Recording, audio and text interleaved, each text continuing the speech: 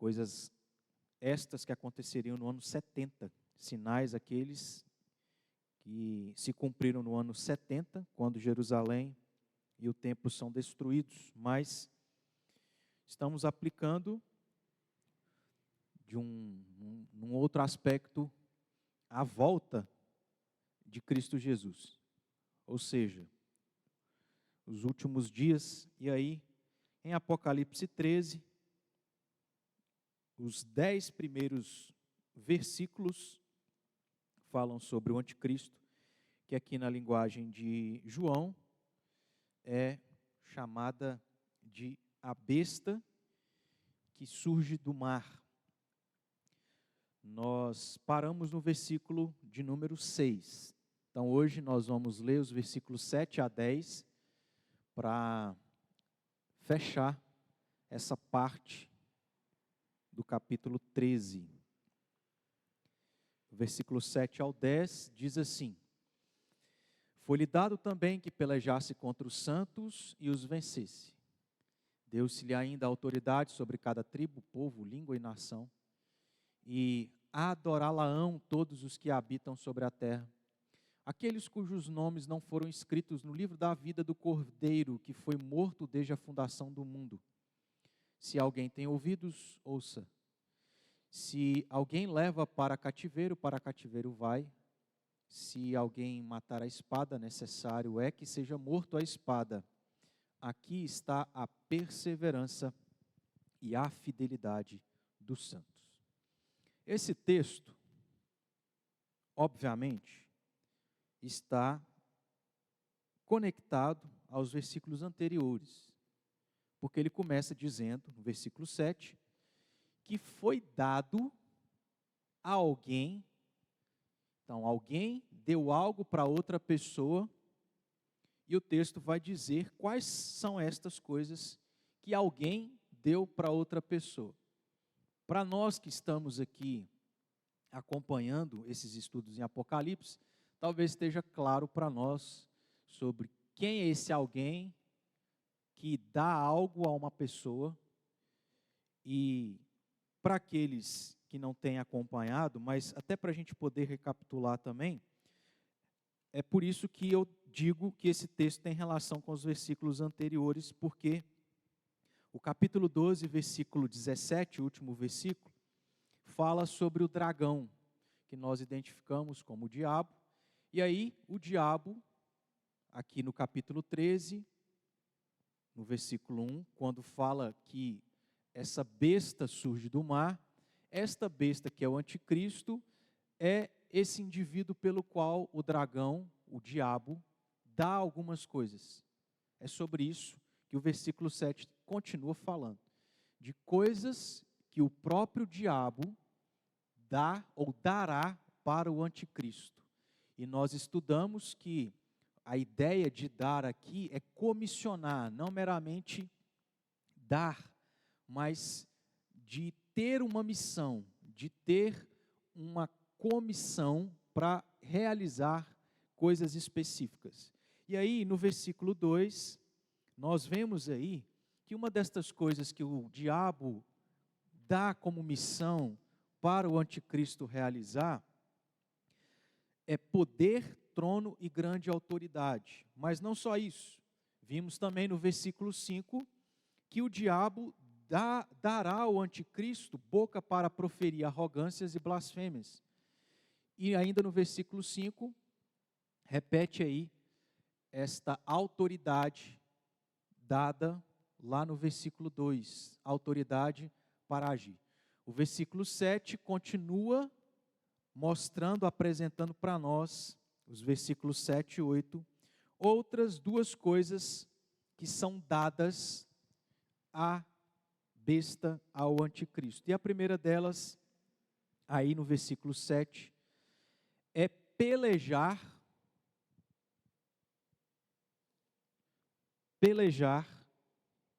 contra os santos e vencê-los.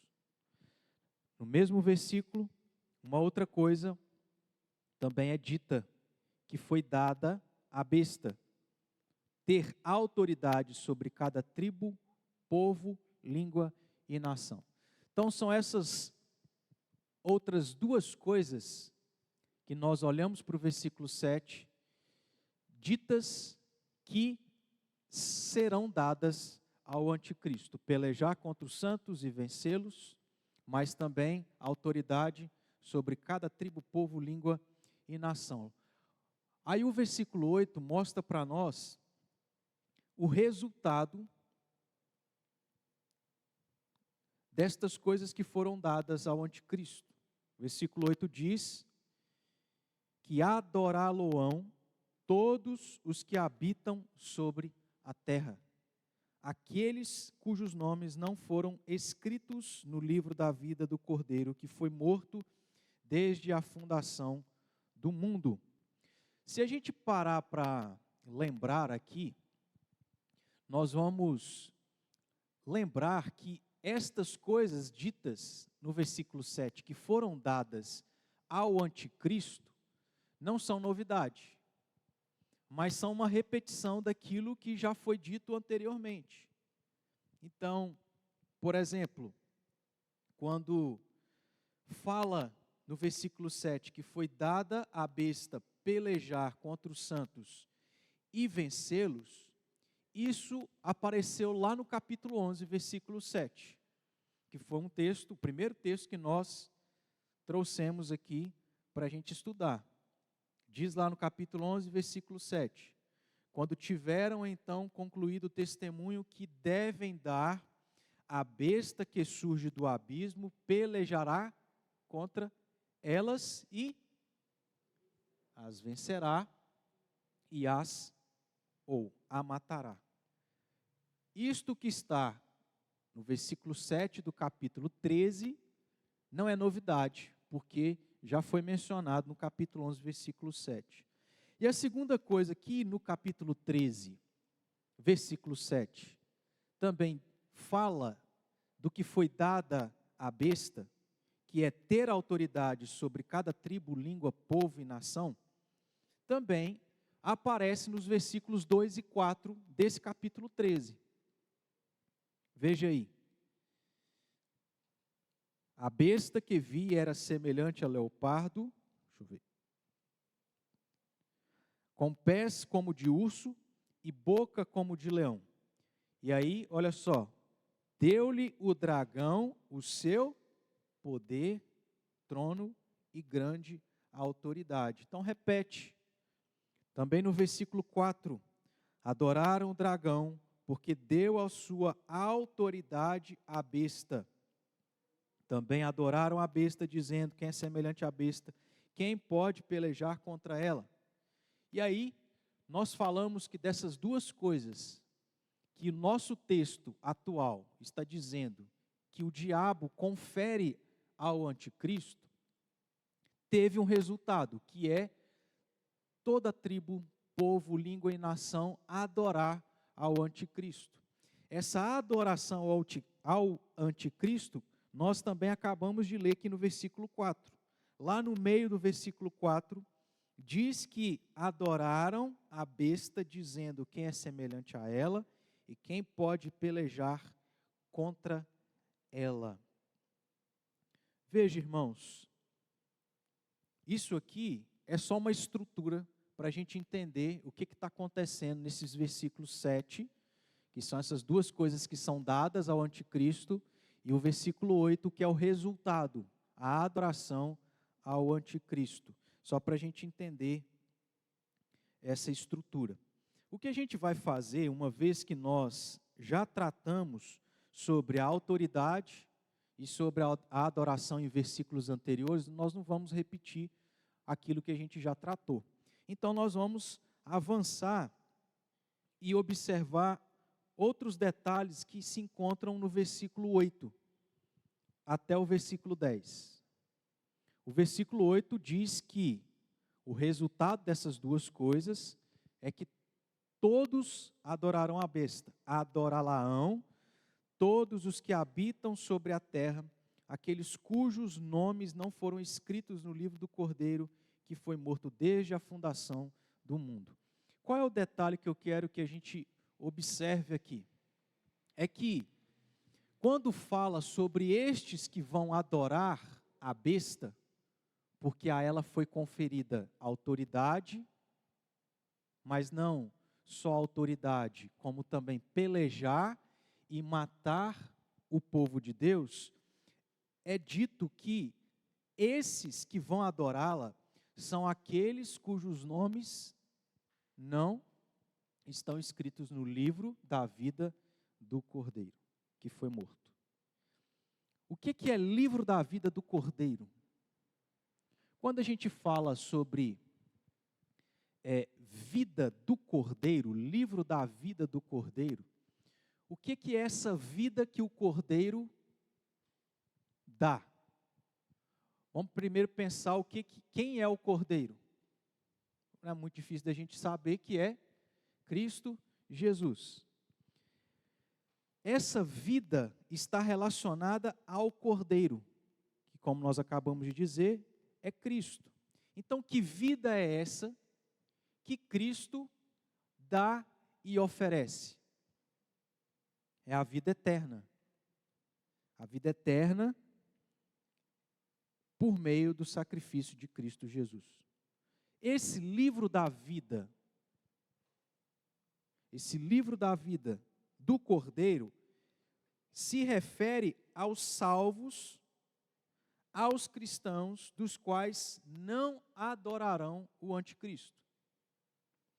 Porque o detalhe é, todos aqueles que vão adorar o anticristo são aqueles que não têm o seu nome escrito nesse livro.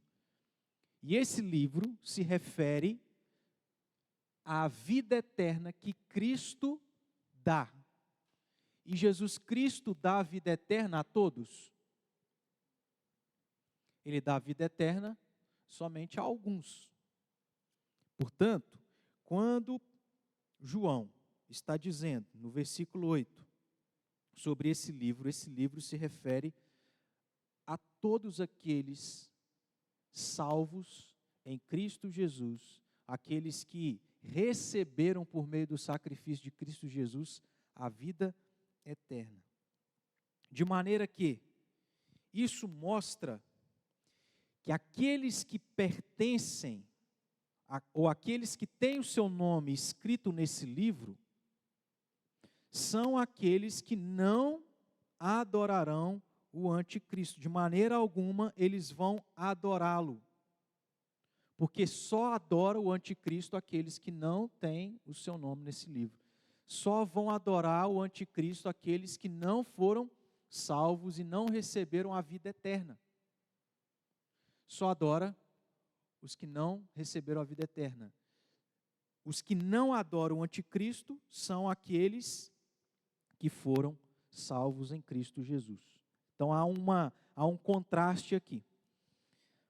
E aí, qual a importância disso para aquilo que João quer trazer para as igrejas e, consequentemente, para nós como cristãos? É que um verdadeiro salvo, um verdadeiro cristão, é alguém que jamais vai adorar a besta ou ao anticristo. Ainda que, como o texto aqui apresenta para nós, ainda que o anticristo persiga e mate os cristãos, mesmo diante da morte, mesmo diante da perseguição, a afirmação que João está apresentando para nós ao detalhar, ao trazer essa informação do livro da vida do Cordeiro, é que todo verdadeiro cristão, ainda que seja perseguido e ainda que corra o risco de perder e ter a sua vida ameaçada, ainda que ele esteja diante da morte, ele não vai jamais adorar ao anticristo. Por quê?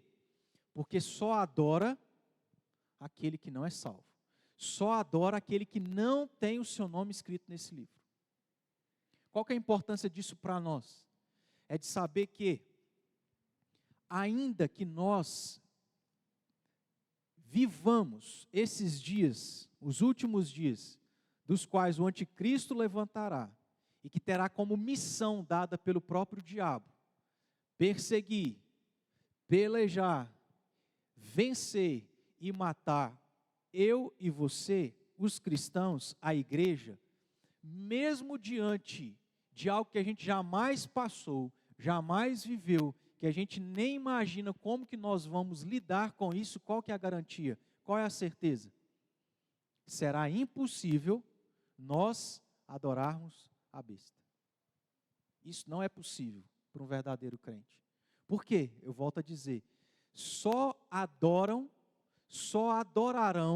aqueles que não têm o seu nome escrito no livro da vida do Cordeiro. Só vão adorá-lo aqueles que não foram salvos, mesmo diante da perseguição e do martírio, nós não vamos nos render e não vamos adorá-lo. Abra aí a sua Bíblia em Mateus, para a gente ver as palavras ditas pelo próprio Jesus em relação a esta verdade. Mateus capítulo 6, versículo 24.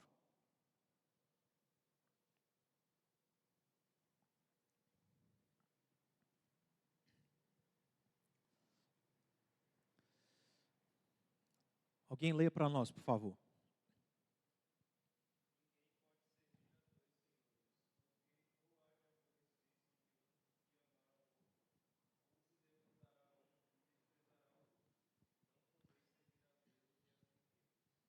É o próprio Jesus que está fazendo uma afirmação. Não tem como adorar o anticristo e adorar a Cristo. As duas coisas são antagônicas, as duas coisas são contrárias, são opostas. Então é impossível, não tem lógica, não tem como, porque uma é contrária à outra. Um é Cristo e o outro é contra Cristo. Então não tem como adorar a Cristo e adorar o anticristo e vice-versa. Ou adorará a um ou adorará a outro. Então essa é a primeira questão importante para a gente destacar daquilo que o nosso texto trata, mas a gente já viu isso anteriormente, que são aquelas duas coisas que o diabo vai conferir ao anticristo: pelejar, matar e autoridade, resultando em adoração. O que é importante para nós é esse detalhe que João apresenta, que só vão adorá-lo os não salvos. Eu e você, se somos verdadeiros cristãos, mesmo diante da ameaça, mesmo diante da perseguição, por mais difícil que seja para nós imaginar, como será possível você ser ameaçado de morte e aceitar a morte para não adorar o anticristo, é uma realidade, que é o próprio Deus que está dizendo para nós. Como que a gente pensa sobre isso, sendo ameaçado de morte, se nós não adorarmos a besta, né, ao anticristo? Talvez hoje a gente pensaria que escolheria viver, abrir mão, porque a gente é fraco. Será? Mas o fato é que nós vamos ver, num outro ponto, por que é impossível, por que é certo, que mesmo nós, na nossa fragilidade, mesmo vivendo algo que a gente jamais viveu, que será a perseguição e a ameaça de morte, nós não vamos adorar a besta. Ainda no versículo 8, quando João fala desse detalhe, de que há esse livro da vida do Cordeiro, João relaciona a esse Cordeiro uma coisa importante que também é válida para a gente poder considerar, que é o Cordeiro, está aí no versículo 8, que foi morto desde a fundação do mundo. Veja bem, por que esta primeira afirmação vai se fortalecendo? Porque o fato de Cristo Jesus ter morrido por aqueles que são deles, concedendo a vida eterna, isso não foi algo que ele planejou quando veio a esse mundo. Não foi algo que ele decidiu de última hora. Mas como João afirma, como ele descreve, foi algo desde a fundação do mundo. Ou seja, não é uma salvação qualquer. Não é uma salvação fajuta, frágil, fraca, mas significa que o plano de Deus de salvar os seus é um plano eterno. É um plano que foi idealizado antes mesmo de nós existirmos. Então a salvação daqueles que Cristo morreu na cruz é desde a eternidade. Antes da existência, mas que se consumou, ou que se concretizou quando Jesus vem a esse mundo, morre naquela cruz, e foi aplicado essa salvação através do Espírito Santo. O que eu estou querendo dizer com isso é, diante da perseguição e da ameaça da nossa vida, como cristãos, como verdadeiros cristãos, nós não adoraremos ao anticristo, por causa da salvação em Cristo Jesus. Isso está garantido. E porque essa salvação foi desde antes de tudo ter sido criado. Então, antes de tudo ter sido criado, Deus planejou salvar a mim e a você. Aí Ele executou a obra da criação, Ele criou todas as coisas. A história foi acontecendo. E aí, como é que se deu a nossa salvação? Planejada na eternidade. Em Cristo, quando Jesus vem, nasce, cresce, morre naquela cruz e ressuscita. Mas, mais especificamente, quando nós nascemos, quando por meio de uma infinidade de situações que aconteceram na nossa vida, estas coisas nos levaram a ter a aplicação da obra de Cristo Jesus por meio do seu Espírito Santo. Então, quando o Espírito Santo aplica a obra de Cristo, é quando a gente se converte. É quando a gente passa a ter uma vida espiritual. Mas essa vida espiritual já estava garantida desde a eternidade. Só que para ela acontecer, houveram todos esses processos. Criação, vinda de Cristo, o nosso nascimento, a nossa existência, até o momento que a gente se converteu, que foi quando o Espírito Santo aplicou a obra de Jesus. Aí vamos abrir em Efésios capítulo 1, versículos 4 a 14. É algo que Paulo fala nesse sentido.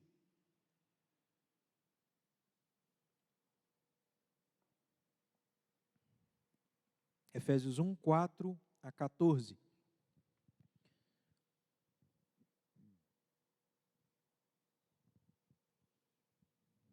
Acharam? Efésios 1, né? Falei 4, é 1. Efésios 1, capítulo 4 a 14. Olha o que Paulo fala, já no início de sua carta aos Efésios. Assim como nos escolheu nele, a escolha diz respeito à salvação. Então, assim como ele nos salvou antes da fundação do mundo, para sermos santos e irrepreensíveis perante Ele, e em amor nos predestinou, nos deu um destino antes de nós existirmos, ou seja, desde a fundação do mundo. Nos predestinou para quê? Para Ele, para pertencermos a Ele. Para o que mais? Para sermos considerados filhos dEle, por meio de quem? Da obra de Jesus Cristo. Por causa do quê? Da sua graça, segundo o beneplácito da sua vontade. Então não foi por mérito, não foi por nada que Ele viu em nós, que Ele decidiu nos escolher, salvar antes da gente existir. E aí o versículo 6, para que Deus nos salvou, nos escolheu salvar antes da fundação do mundo? Para a sua própria glória, para louvor da glória de sua graça, que Ele nos concedeu de maneira gratuita, por graça, no amado, através de Jesus. Versículo 7. Que é em quem nós temos a redenção, a vida eterna, a vida espiritual que antes não tínhamos. Pelo quê? Pelo sangue, o sacrifício dele naquela cruz, tivemos o perdão dos nossos pecados por meio da graça de Deus, segundo a riqueza da sua graça. Versículo 8. Que Deus derramou abundantemente sobre nós em toda a sabedoria e prudência, desvendando-nos o mistério da sua vontade, segundo o beneplácito que propusera em Cristo, ou seja, Ele deu a conhecer a nós esse plano da salvação quando Jesus vem.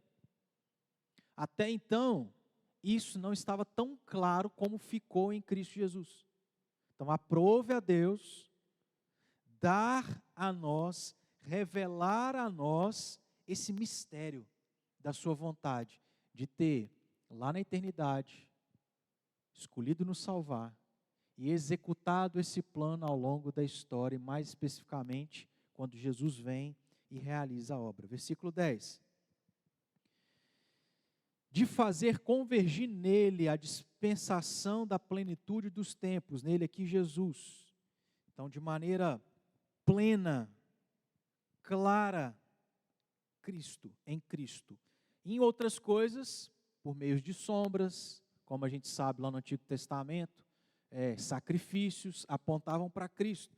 Mas quando Cristo vem, então é isso que Paulo está falando no versículo 10, de em Cristo convergir nele todas as coisas, a dispensação da plenitude dos tempos.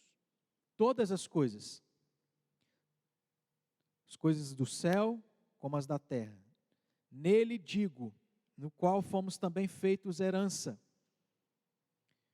predestinados segundo o propósito daquele que faz todas as coisas conforme o conselho da sua vontade. Então Deus tinha uma vontade da qual Ele nos escolheu salvar antes da fundação do mundo, e Ele fez exatamente como planejou. 12. A fim, mais uma vez, qual o propósito dele ter nos salvado? Sermos para louvor da sua glória, nós os que de antemão esperamos em Cristo, em quem também vós, depois de ouvistes a palavra da verdade, o evangelho da vossa salvação, tendo nele também crido, fostes selados, olha aí, selados com o Santo Espírito da promessa.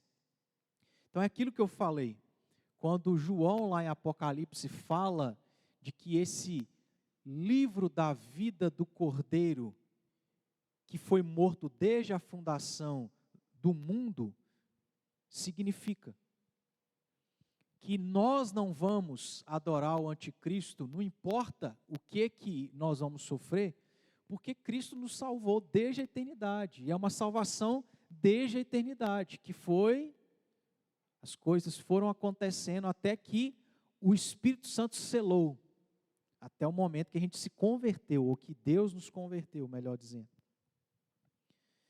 E aí o versículo 14, para terminar aqui o texto de Paulo, o qual é penhor da nossa herança, garantia da vida eterna, Cristo, até ao resgate da sua propriedade em louvor da sua glória. Alguns estudiosos vão comentar o seguinte sobre o versículo 8 aqui de Apocalipse 13. O seguinte: em meio à perseguição contra o imenso poder da besta, os crentes podem, por que é importante esses detalhes que João está apresentando para nós no versículo 8, do capítulo 13 de Apocalipse? Porque um determinado estudioso aqui de Apocalipse diz que os crentes podem encontrar segurança na garantia dada por Deus ao respeito da sua cidadania celestial. foi escolhido ser salvo desde a eternidade. Isso é uma certeza, é uma garantia. Mesmo diante da perseguição, isso está certo. Aí um outro autor, um outro estudioso vai dizer, em suma, o livro da vida com todos os nomes do povo de Deus pertence ao Cordeiro morto de Deus. Essa é uma palavra de consolo para os santos na terra que sofrem os ataques do maligno. Seus nomes estão registrados no livro da vida e o Cordeiro que foi morto no lugar deles os comprou para que vivam com ele eternamente. Então, a ideia aqui é, se nós temos dúvida de como que nós lidaríamos, enfrentaríamos uma situação de sermos ameaçados de morte, se nós não negarmos a Cristo, lembra lá de Daniel?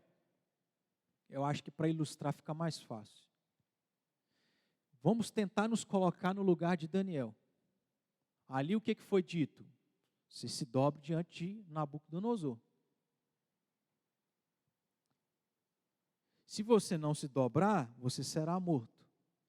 Imaginando nós no lugar de Daniel, será que nós teríamos a fé, a maturidade e a força para dizer, eu não dobro? Aí qual é a ideia de João?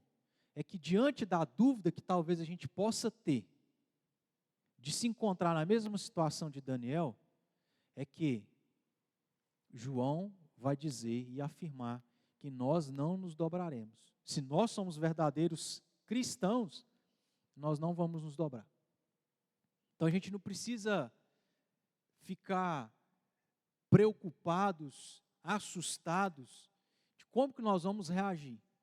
Porque se somos verdadeiros cristãos, nós vamos nos manter firmes por causa da salvação em Cristo Jesus. Aí os versículos 9 e 10, aqui de Apocalipse, são os versículos finais, João encerra dizendo que se alguém tem ouvidos, ouça.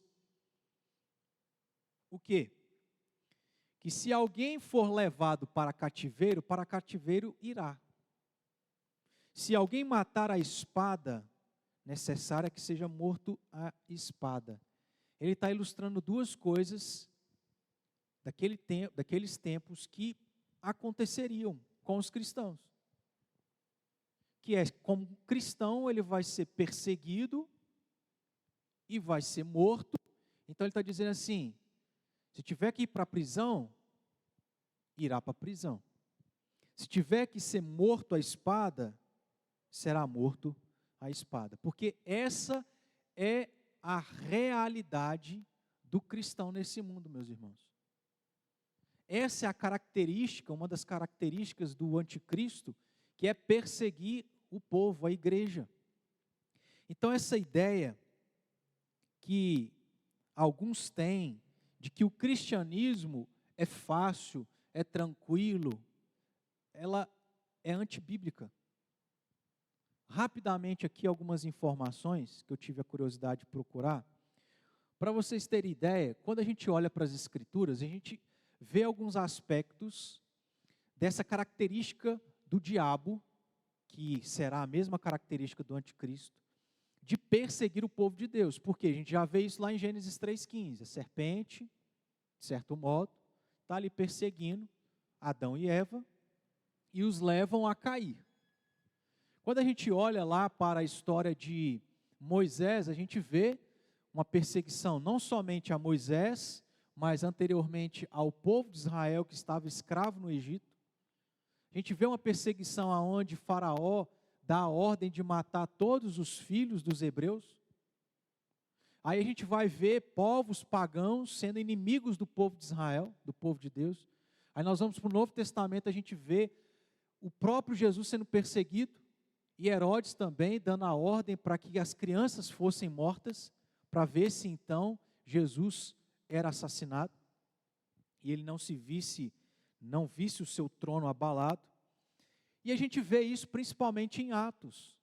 A igreja primitiva sendo perseguida por meio de Saulo, por meio de Paulo, quando Estevão se torna o primeiro mártir, e por aí vai. E aí, nos nossos dias, o que a gente vê? A gente não vê muita coisa diferente. Por exemplo, os dados aqui sobre cristãos mortos por ano, de 2020 a 21, foram de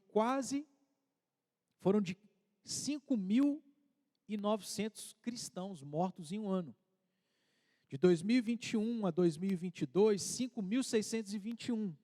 E de 2023 a 2024, ou 2022 a 2023, 4.998 cristãos mortos durante um ano. Ataques a igrejas. Só entre 2022 e 2023, 14.766 igrejas sendo atacadas no mundo. Cristãos presos. 2022, 2023, 4.125. Cristãos sequestrados ou desaparecidos, 3.906. Ataques a casas e negócios de cristãos, 27.171 ataques. Violência física e psicológica, incluindo ameaça de morte, 42.849. E cristãos forçados a fugir de casa ou do país, 295.120 cristãos. Quando a gente olha para esse quadro, irmãos, é a realidade do que é o cristianismo. Uma realidade aonde o cristão será perseguido. Porque essa é uma das características do anticristo. E é exatamente isso que João está falando nos versículos 9 e 10. Quem tiver que ser preso, será preso. Quem tiver que ser morto à espada, será morto. Ele está falando assim, gente, fiquem tranquilos. É até para nós ficarmos tranquilos, né? Mas ele não está dizendo assim, a vida cristã é uma vida onde você não será preso, não será perseguido, não será morto. Isso acontecerá. Como eu disse, essa ideia de vida cristã, aonde não há problemas, aonde não haverá perseguição, martírio, isso não é bíblica. Em algum momento, nós seremos perseguidos em alguma proporção. Desde a coisa mais simples até a morte, cedo ou tarde, eu e você vamos ter que passar por algum tipo de perseguição. E aí o que João está dizendo? É que apesar dessa realidade, apesar disso ser a missão do anticristo, o verdadeiro cristão não adorará o anticristo. E não se deixará amedrontar em face à morte. E aí, enquanto nós não somos perseguidos, irmãos, o que a gente precisa fazer? Aproveitar a liberdade que a gente tem. Porque cedo ou tarde nós não teremos. Hoje nós podemos aproveitar dessa liberdade, estando aqui, tendo a Bíblia, podendo ler, podendo estudar. A gente precisa aproveitar, porque nós não sabemos quando é que nós seremos perseguidos. Por exemplo, poucos anos atrás, não sei se os irmãos ficaram sabendo, mas eu acho que um pastor presbiteriano da igreja de Araguari, no púlpito, defendeu a sua fé em relação a algumas coisas que outras religiões estavam fazendo na cidade. E porque ele falou de maneira muito direta, ele foi perseguido. Na internet, ele levou processo lá, não sei qual que é os termos certos, mas levou processo do Ministério Público. Perseguição. E aí, pensando na internet, isso está muito mais fácil, né? A gente precisa aproveitar, porque a realidade é que cedo ou tarde seremos perseguidos, presos ou até mesmo mortos. Mas o que João quer trazer à igreja é que uma vez que somos salvos, nós não adoraremos, e uma vez salvos, nós perseveraremos. Nós não vamos abandonar a fé. Uma vez salvos, nós vamos perseverar. Lá em João capítulo 10, versículo 28 e 29, Jesus disse: eu lhes dou a vida eterna, jamais perecerão, e ninguém as arrebatará da minha mão. Aquilo que meu Pai me deu é maior do que tudo, e da mão do Pai ninguém pode arrebatar. No capítulo 17 de João também, versículo 12, Jesus disse: quando eu estava com eles, guardava-os no teu nome, que me deste, protegi-os, e nenhum deles se perdeu. Portanto, irmãos,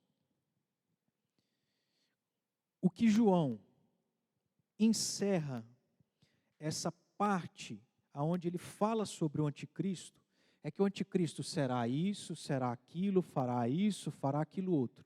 É que como resultado, todos o adorarão, porém, os verdadeiros crentes não. O verdadeiro cristão não adorará, porque Cristo os salvou e porque eles perseverarão em meio às perseguições e ao martírio. Apesar das perseguições e do risco de morte, nós, os crentes, perseverarão e eles se manterão fiéis a Deus. Quando a gente olha para Apocalipse, é sempre essa a ênfase de apresentar a realidade, mas ao mesmo tempo encorajar a igreja de que, ainda que vivam essa realidade, Deus os sustentará. Foi isso que nós aqui lemos no início, quando a gente falou sobre o Salmo 23, né? Que ainda que a gente passe por vales da sombra da morte, a gente não precisa temer mal algum, porque Deus está conosco, o nosso pastor.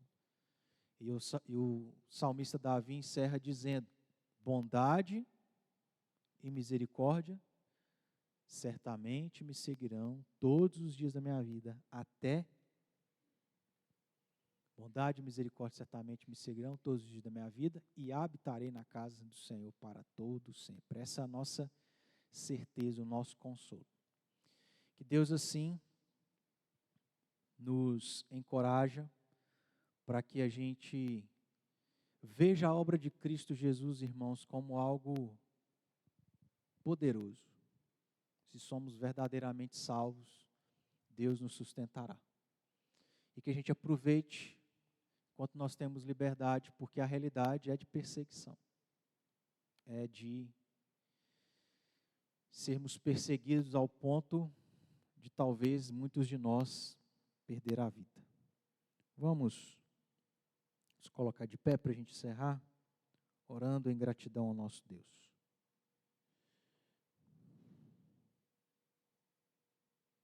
Senhor, mais uma vez,